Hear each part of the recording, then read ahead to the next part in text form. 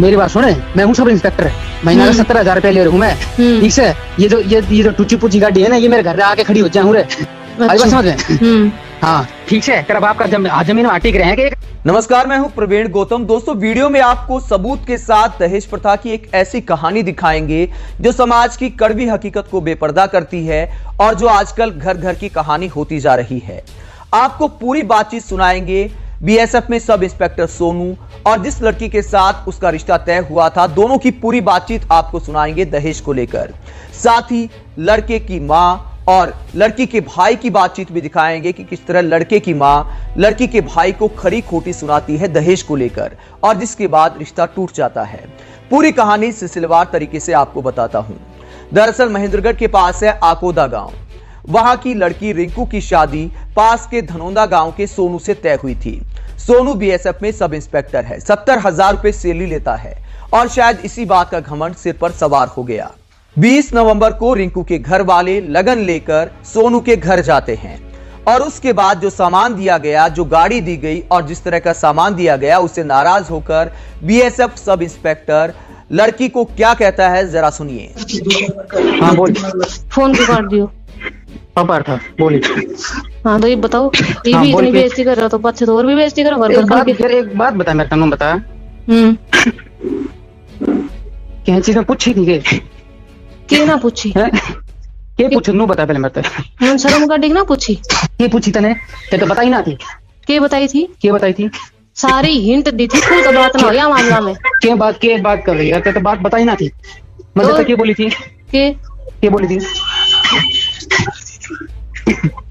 हाँ के बात बोला था? हाँ के बात बोली थी तने मेरे को के बताई थी? सारी हिंट दी थी, समझी को हिंट दियो तो मैं ना समझी तो के वो होगी खुद को। तू तो समझन खातर के पर नोट देना पड़ेगा के तेरे पे। पर नोट को नहीं, खुल का बात करा करी तो खुल के बात या बात कान करनी चाहिए।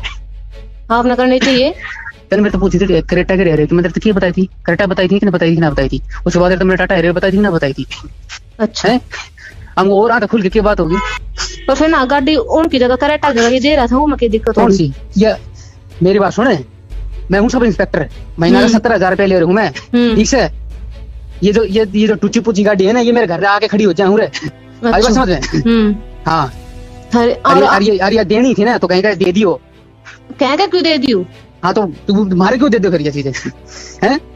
ब्याह आपका घर में हो रहा हो मेरे साथ, ठीक है? हाँ तो जब तेरे साथ हो रहा है ना तो उन्हीं हिसाब से चीज देनी चाहिए। आई समझ में? जब शुरू में बात हुई थी क्या बोला था? 1 रुपए 1 रुपए देंगा बस 1 रुपया देगा। मेरी बात सुन ले, हमने मेरी जिज्जी को ब्याह करे तो बात 1 रुपया की हुई थी, ठीक है। तेरा बाप का जमीन वहाँ टिक रहे हैं कि 1 रुपया देगा है? हूँ तो तुम बहन बड़ी बहुत भैको लंबी हमनू ना फिर इस हिसाब से तुमने ब्याह ना करना। अपना देख ले, बता दे अपना बाप जोखिम क्या है। हाँ ठीक है। हाँ ठीक। तो बीएसएफ में सब इंस्पेक्टर सोनू कहता है कि मेरी 70,000 रुपए सैलरी है, छोटी मोटी गाड़ियों की तो लाइन लगी हुई है मेरे घर, कम से कम क्रेटा तो देनी चाहिए थी मेरे पद के अनुसार। और लड़की कहती है कि पहले 1 रुपए का रिश्ता तय किया गया था, बाद में क्यों पलट गए। यह किस्सा दिखाता है कि किस तरह लोग सरकारी दूल्हे को बिकाऊ समझ लेते हैं और उम्मीद करते हैं कि लड़की वाला धन की वर्षा कर देगा क्योंकि उसके पास सरकारी नौकरी है। इसके बाद एक और ऑडियो मैं आपको सुनाता हूं जिसमें लड़के की मां और लड़का खुद लड़की के भाई को हड़काता है कि आपने इतने घटिया सोफे क्यों दे दिए। इससे अच्छा तो आपको अपनी बेटी की शादी, अपनी बहन की शादी किसी कूड़े बिनने वाले लड़के से कर देनी चाहिए थी। हाँ जी सोफा तो ना मिला तो बढ़िया कोई ढंग का सोफा फिर भराई में था जी।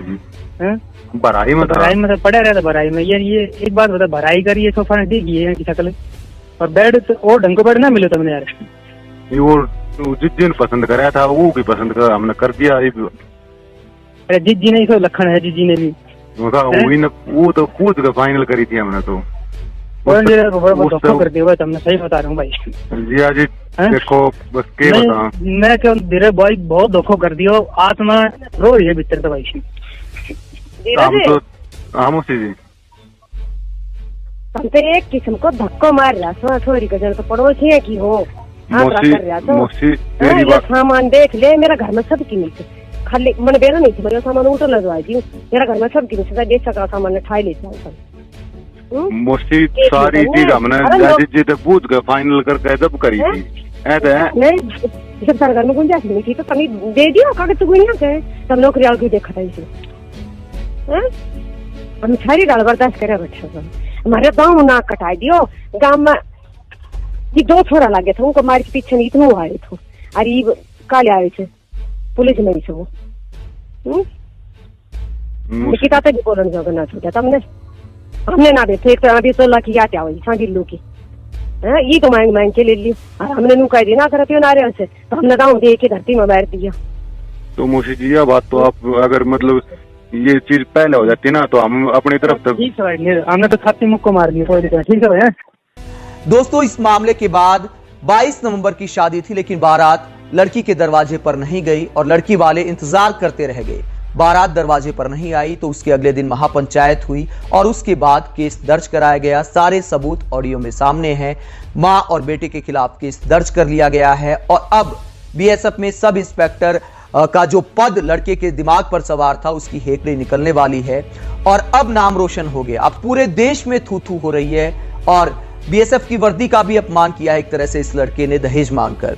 बीएसएफ वाले देश की रक्षा करते हैं और यहां पर एक बेटी की जिंदगी जो है वो इस तरह तबाह कर दी गई कि बारात रिश्ता तय होने के बाद लगन होने के बाद अगर दरवाजे पर नहीं जाती है तो क्या गुजरी होगी उस बेटी के मन पर। और ये पूरा मामला दिखाता है कि किस तरह दहेज प्रथा लड़कियों के लिए अभिशाप बनती जा रही है और इसमें बड़े लोगों का भी योगदान। एक उदाहरण मैं आपको देता हूं। अभी थोड़े दिन पहले जाने माने क्रिकेटर राहुल तेवतिया की शादी थी। उस शादी में वधू पक्ष की तरफ से गए दीपेंद्र हुड्डा और वर पक्ष की तरफ से गए मोदी सरकार में मंत्री कृष्णपाल गुर्जर और दीपेंद्र हुड्डा से वधू पक्ष की तरफ से वर पक्ष के कृष्णपाल गुर्जर की मिलाई कराई गई सोने की चेन से। हंसते हुए दोनों की फोटो आप देख सकते हैं और यह किस्सा दिखाता है कि बड़े लोग जो दिखावा करते हैं उसमें मिडिल क्लास भी पिसता जा रहा है। लोग दिखावे की तरफ भागते हैं और जब जाने माने लोग ऐसा करेंगे तो दहेज प्रथा को बढ़ावा ही मिलेगा। क्या कृष्णपाल गुर्जर जी को सोने की चेन की आवश्यकता थी या फिर ये सारा कार्यक्रम बड़ाई के लिए आयोजित किया गया कि देखिए हमारी शादी में नेताओं की भी मिलनी सोने की चेन से की गई। ये जो दिखावा है ये अपर क्लास से मिडिल क्लास और मिडिल क्लास से और नीचे की क्लास में आता है। तो इसीलिए दहेज का जो दिखावा है वो आए दिन बढ़ता जा रहा है। आप इस पूरे मुद्दे पर क्या सोचते हैं, इस पूरी कहानी पर क्या सोचते हैं कि जिस तरह लड़की वाले सरकारी नौकरी के पीछे भागते हैं और लड़के वाले सोचते हैं कि हमारे पास सरकारी नौकरी है तो लड़की वाले को खूब सारा धन देना चाहिए। आप दूल्हों को या लड़कों को इस तरह बिकाऊ समझने पर क्या सोचते हैं? कमेंट बॉक्स में अपनी राय जरूर दें।